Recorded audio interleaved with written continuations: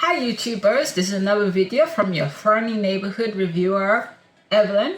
Today we're going to be reviewing episode 3 of the NBC revival series Quantum Leap. For anybody that wants a reminder about episode 1 and why is it called a revival, please see the thumbnail here of what I did of episode 1. And also you can see I did a review of episode 2. So episode 3, we can really see now the show is starting to pick up.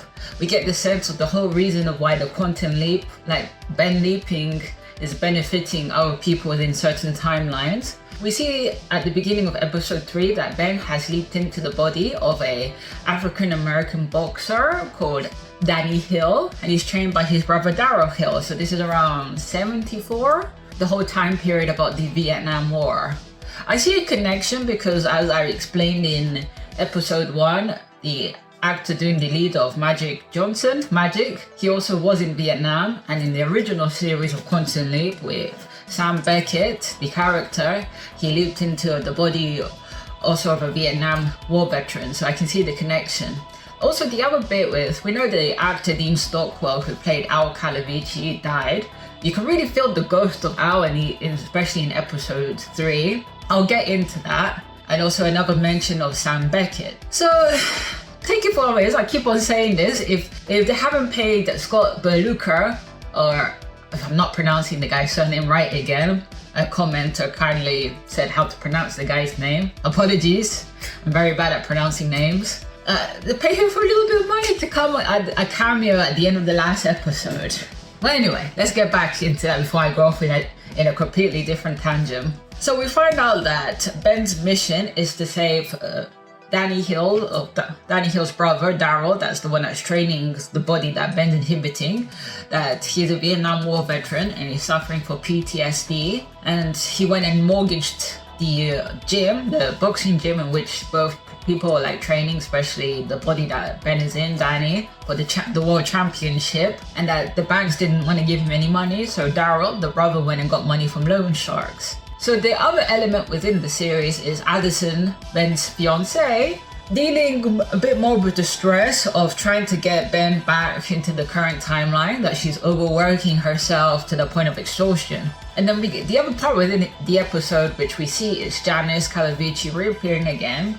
She goes to her mum of the same actress who played Beth, and we can see that there's a kind of like an iciness with Janice. We don't know why she's standoffish with her mum and why she's so persistent of getting within the project. I really hope she doesn't have these expectations of saving her dad, because that would be bittersweet. I have some theories of what could be her goal. I don't know whether she's going to try to get Sam Beckett back to complete her father's wish. I don't know.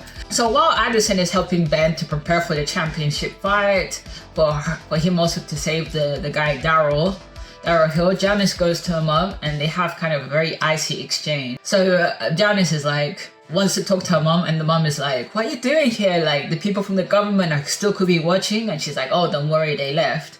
So they go in, Janice makes a cup of tea for her mom, and they start talking, and Janice says, I spent all this time hating Magic, the leader of the team, because I thought he was the one that rejected me from the project. And then she tells her mom, it was you're the one that got me taken off from the project. And the mom admits, yeah, it was me. And then she says, she didn't want her daughter to waste her brilliant mind in a project that never could have worked. Al's wife name drops Sam Beckett's name, that when Sam Beckett disappeared, he never returned, and that her dad, Al, never recovered from that. So we don't know, what did she mean by that? Did Al spend like the rest of his remaining years trying to get Sam back home? That could be the reason. We don't know why. Because when they're talking in there, I see if I put this still shot there, we can see the picture of Al, or Dean Stockwell's picture, the one that we saw in the old series of him young. And we can really you can almost feel the ghost of Al there. There's like a hidden secret. And then Janice says, okay, if you never could have thought maybe I could have been successful. And then she tells her mom, in the light of your confession, I want to take all my dad's materials regarding the original project. And the mom says, no, she does not going to do that. And then suddenly we realize that Janice has drugged her mom, and then the mom says, what did you do? And then the mom collapses.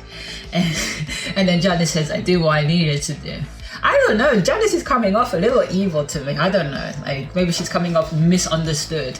I really do hope that we see the reasons why she's doing all of this and the big reason why Ben went to her. Because there has to be an ultimate goal with this project of Quantum Leap. So I really do hope they explain a bit more about why they're doing the Quantum Leap again. And another commenter that commented below saying that I did say in the comments that there is no waiting room as it was in the previous original series, like the way I explained. When Sam leaped into another body, his physical body stayed in the present time, while the soul of the person he's possessing goes into Sam's body, and it would be there in the waiting room. Because in some of the episodes we do see what happens in the waiting room. In particular, when Sam there was an episode he leaped into the body of Dr. Ruth, the famous sex therapist. So I do want them to explain a bit more of the science, the science fiction of what happened. Like, did Ben Song's body, did his body and soul go through the accelerator? Like, what happened? They haven't explained that bit. So ultimately, going back to Ben and the brother of Danny, they end up getting arrested, and that's when Ben goes and tells Daryl that he can't be in the fight, knowing that his own brother is losing the fight of life. And then Daryl breaks down and says that he doesn't like to be the way he is, shouting at his wife. Anything when he closes his eyes, he sees the bodies of his dead, comrades in the war. And he, admits that he doesn't know why he's still alive. So in that moment, we have for me, it was a powerful scene in which Ben has to talk down to Hermanas in a vulnerable position, saying that, how can I fight, not distracted, knowing that my brother's in this way. He even, kind of playfully jokes with him, saying that I spent all these years wanting to prove I'm a better fighter than you. Imagine that when I have the belt with me that I can show to your face, and that makes the brother laugh. Ben tells the brother, promise me, when I win this fight, I want you to seek treatment. And the brother begrudgingly agrees. And also we see Addison there watching the whole scene. So within the fight scene, they're going through the motions. Oh, there's also a part within the episode where they use more of the holographic kind of technology from 2022, in which they were able to replay the fight that the original Danny Hill had against the middleweight champion or heavyweight champion. So they're going with a game plan with a weak point. But conveniently, Siggy, the powerful artificial intelligence, goes in the fritz. Now that's a callback to the original series in which Siggy sometimes wouldn't be working, and then they were left on their own having to figure out what to do. So that happens. Addison tells Ben, why don't you switch your fighting stance from left to right? And that's what helps Ben to win against the champion. And at the end, we found out that Ben successfully managed to get Daryl Hill, Danny's brother, to go into treatment, become successful, and also be the first person to have an open PTSD support group. So in this episode, we really feel the beneficial sides of the leap, and we feel more engaged with the characters, because I think episode 1 and 2 was setting up the main characters, the mystery, and episode 3 we start to get more of the story development. But during the fight, Ben got knocked out and some of his memory got flashed back to his real life, so he almost was going to see maybe Addison's face, but he woke up instantly. And after the fight, when Addison and Ben were having a conversation, he was about to tell her his memory, and Addison was they're happy, going, oh, maybe he's trying to finally remember. And that moment, he leaps. I do like the new special effects of the leap. It kind of looks like he's crystallizing a bit. So he goes off into the body of a woman.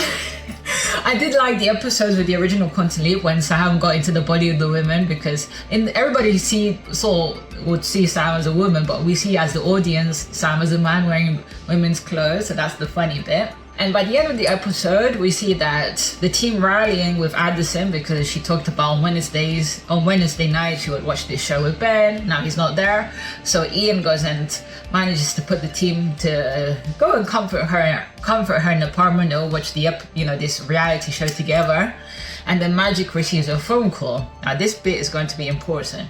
He receives a phone call from Beth. And Beth tells Magic that Janice came back, and she was like, what? And then Beth tells Magic that Janice that took some stuff that Al had that he should have not had. And we get for the original Quantum Leap, Al Calavici had this kind of like Rubik's Cube shaped type of thing that was meant to be kind of connected to Siggy, a hand link. That's the way that Beth referred it, that Janice went and got like Al's old hand link and all the other information pertaining to the original project. And then Magic goes and tells the people in the group, oh, this is a bad sign, when Jen, the head of security, asked Magic what's going on.